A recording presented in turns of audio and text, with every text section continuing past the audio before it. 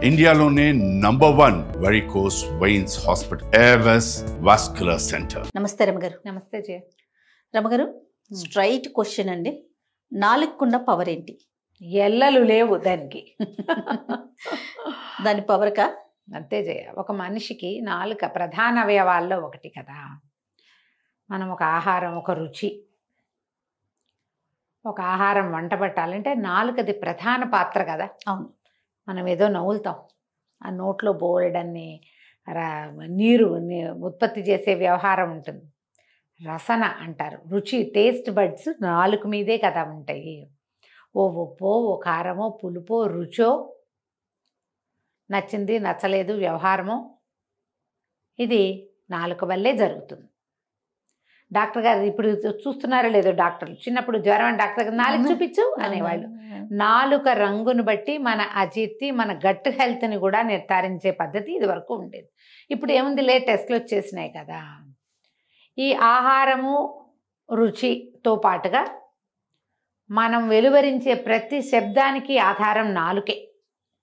ఈ నాలుక పళ్ళకి తగిలితే ఒక సౌండు, పళ్ళ వెనకాల తగిలితే ఒక సౌండు, దంతాలకు తగిలితే ఓ సౌండు, పైకి తగిలితే ఒకటి, వెనక్కి తగిలితే ఒకటి, ఇట్లా రకరకాల స్వరాలు నాలుక వల్లే వస్తాయి. ఆ నాలుక సరిగ్గా అయితే, నాలుక మందంగా ఉందనుకో, కొండ కిందకి అంటుకుపోయి ఉంటే ముద్దగా వస్తాయి, మళ్ళీ తొసిపోతాయి. నాలుక లేనిదే లేవు. పళ్ళు లేకపోయినా మాటలు వస్తాయి, కానీ నాలుక లేకపోతే ఏమీ లేదు. ఇప్పుడు మన తిండి, మన మాట, అంటే మన వ్యక్తీకరణ ఒకటి, రెండోది మన ఆహారం. ఇవి రెండే కాదు, మన జీవితానికి ఇంకేం కావాలి? అంతే కదా, ఇంకేం అక్కర్లా.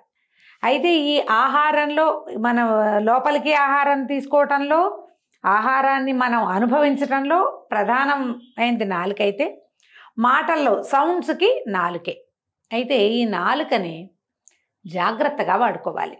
ఆహారం విషయంలోనూ మాటల విషయంలోనూ. తను మాట తింటూ తింటూ చటుక నాలుగు కొరుక్కున్నాం అనుకో, 2-3 రోజులు తినలేం.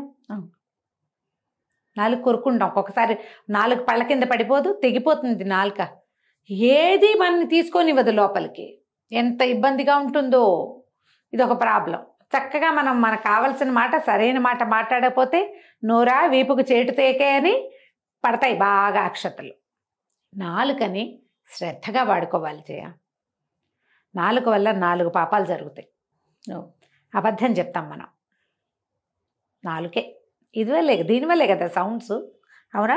అక్కడి నుంచి పుకార్లు పుట్టిస్తామా? మూడోది దుష్ప్రచారం చేస్తాం, పుట్టించిన పుకార్లని వ్యాప్తి చేస్తాం మనం. 4వది వాగ్వివాదానికి, పోట్లాటలకి దిగుతాం. నోరేసుకుని పడిపోవటమే. నోరేసుకుని అంటే నోటికి ఆధారం ఏమిటి? నాలుకే. ఈ 4 పచ్చి పాపాలకి కారణం నాలుక. ఒట్టి పాపాలేనా నాలుక చేసేది? కాదు, అద్భుతమైన విషయాలు చేయగలదు నాలుక. నాలుకతో ప్రార్థన చేస్తాం మనం. ఒక మంచి మాట ఎవరినైనా, బాబు పర్వాలేదమ్మా, ఏం ధైర్యం చెప్తాం. నాలుకతోటి మనం అవతల వాళ్ళని చక్కగా ముందుకు తీసుకెళ్తాం.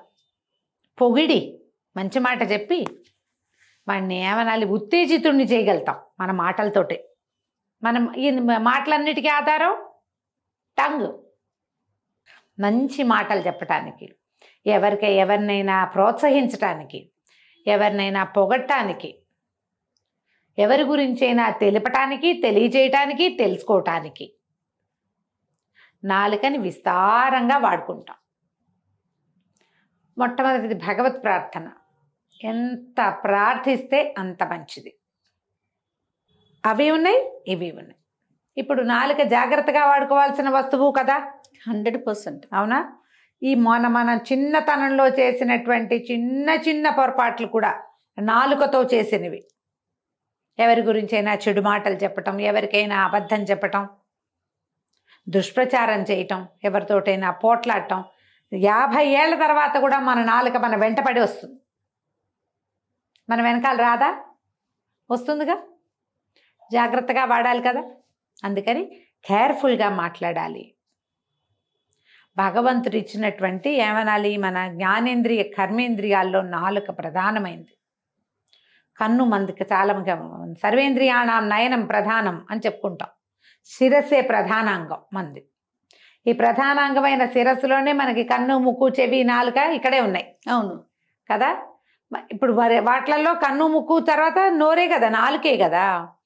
దీన్ని జాగ్రత్తగా వాడండి. ఈ టంగ్ పవర్, కొంతమంది ఉంటారు శాపనార్థాలు పెడతారు.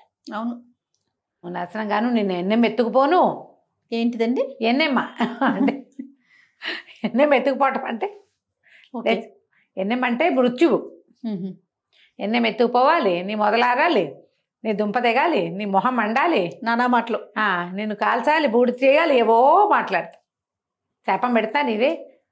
నా కడుపు అంట ఊరికే పోదు, నా నాలుగు చాలా పవర్ ఉంది. కొంతమంది చెప్తాను నాలుగు మీద మచ్చ ఉంది, నాకు పవర్ ఉంది. అవును అన్నీ సినిమాటిక్గా వచ్చినాయి. మచ్చ ఉంటే పవర్ ఉంటుంది కాదు. ఆ నాలుగు మచ్చ మీద మచ్చ ఎందుకు వచ్చిందో ఆయన కానీ ఏవో పాతకాలపు మాటలు అనుకో. అవి మనం దుష్టుగా మాట్లాడేటప్పుడు ఇది రేపొద్దున వీళ్ళకి తగులుతుందేమోనని అనిపించదు. ఉద్రేకాన్ని అణుచుకోలేక తిట్టిపోస్తారు. అవును అది అక్షర రూపంగా అలా కనపడితే అది అనుభవంలోకి రావటం ఎంత కష్టం చేయ.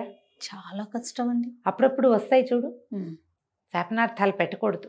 అవును. ఏదైనా చెడు కోరకూడదు. నువ్వు లోపల కోరిన ఒక రకం, నాలికతోటి కోరకూడదు, మాట్లాడకూడదు అది బయటికి. లోపల నీకు మంటగా ఉంది వాళ్ళంటే, వాళ్ళు ఏం చేశారో అది నువ్వు చెప్పచ్చు, కానీ వాళ్ళకి ఏం జరగాలో నువ్వు అనకూడదు. ఈ రకమైన ధోరణి కూడా మనుషులకి మంచిది కాదు. చెప్పొచ్చు కానీ ఇప్పుడు వీళ్ళు ఇలా ఇలా చేశారు, ఇట్లా అన్యాయం చేశారు, ఈ పాపం ఊరికే పోదు, అలాంటివేవో అంటాం. అంతేగాని వాళ్ళకి ఏమవ్వాలో నువ్వు లిస్ట్ రాయకూడదు. ఆ లిస్టుని నీ నాలుక మీదకి తీసుకురాకూడదు. విధానాలు అవి మంచివి కాదు జయ.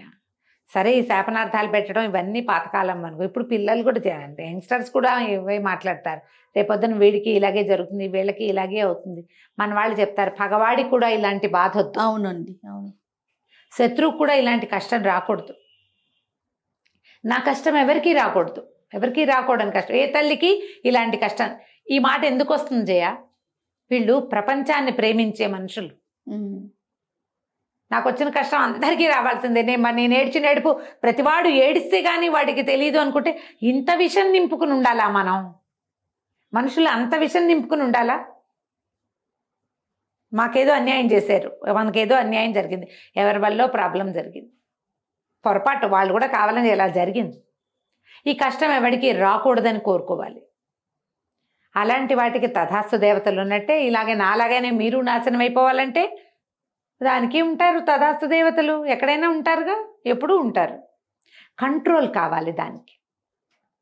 మనం చెప్పే అబద్ధాలు, మనం పుట్టించే పుకార్లు, మనం చేసే దుష్ప్రచారం, మనం దిగే పోట్లాటలు, ఇవన్నీ మన మీదకి శూలాల్లాగా వచ్చేస్తాయి ఏదో ఒక రోజు. ఎందుకంటే ఈ జీవితం ఒక సైకిల్ చక్రం జయ. ఇవాళ కింద అయింది, రేపు మీద అవుతుంది. తప్పకుండాను. మనం దాన్ని వదిలిపెట్టి ఇది చేసుకోలేము. ఊరుకో, నీకు చెప్పాలని లేదు, కోపంగా ఉంది, మాట్లాడడం మానే. నిశ్శబ్దంతో ఎంతైనా బాధించవచ్చు. నోరేసుకుని వదిలేసావంటే వదిలేసింది మిగిలిపోతుంది. ఇప్పుడు ఇంకా కొత్త సమస్య వచ్చింది, రికార్డింగ్లు ప్రతిదానికి. ఎవరెక్కడ ఏం మాట్లాడినా రికార్డు. 20 ఏళ్ల క్రితం రికార్డులు కూడా తీస్తారు. మీరు ఆ రోజు అలా అన్నారు, ఇవాళ ఇలా అంటున్నారు అంటారా? నాలుకని కంట్రోల్ చేసుకోండి. టంగ్ పవర్ అంటారు మన వాళ్ళు, ఇప్పుడు ఇంగ్లీష్లో చెప్పుకుంటున్నారు. నాలుక పరమ శక్తివంతమైన ఆయుధం. దాన్ని అదుపులో ఉంచుకోండి. ఈ ఆయుధాన్ని అన్యాయం మీద ఎత్తండి, తప్పు మీద ఎత్తండి, ధర్మం వైపు నిలబడ్డానికి వాడండి. ఏది కరెక్టో అది మాట్లాడండి. అప్పుడప్పుడు వాడద్దు, అసలు అది మరీ మంచిది. అస్సలు వాడద్దు, ఊరుకోండి. మీరు ఎంత నిశ్శబ్దంగా ఉంటే, నిశ్శబ్దం మాట కంటే ఎక్కువ పదునైంది, బలమైంది. మాటలు ఎంత పదునుగా ఎంత బలంగా పనిచేస్తాయో మాట్లాడకపోవటం కూడా అలాగే పనిచేస్తుంది ఒక్కొక్కసారి. సైలెన్స్ ఈజ్ గోల్డ్ అంటారు.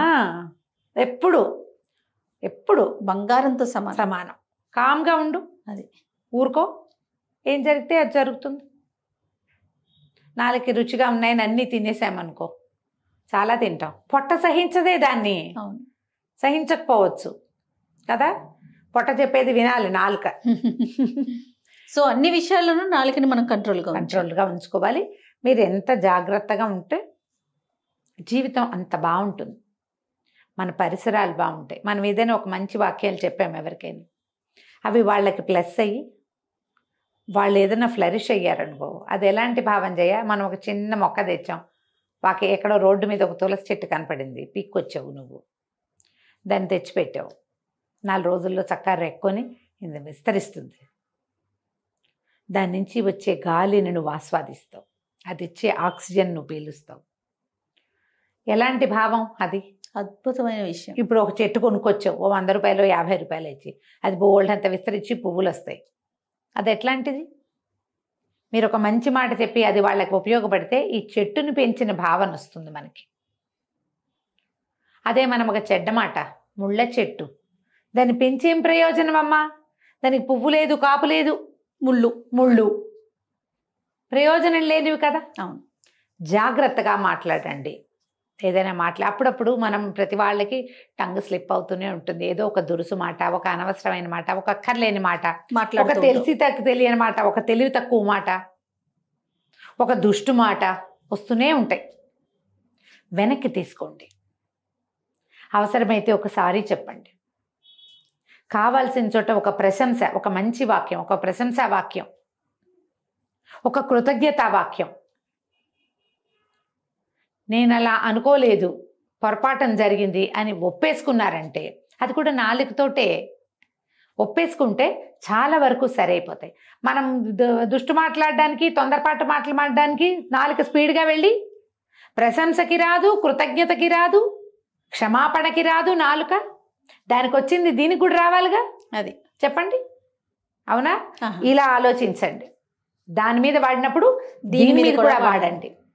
అప్పుడు మనకి సమాజం బాగుంటుంది, మనతో ఉన్న వాళ్ళు హాయిగా ఉంటారు, మనం ఆటోమేటిక్గా హాయిగా ఉంటాం. సారీ చెప్పేస్తే ఎంత ఫ్రీగా ఉంటుందో ట్రై చేసి చూడండి. తప్పకుండా రమ్మగారు. నమస్తే. నమస్తే జయ.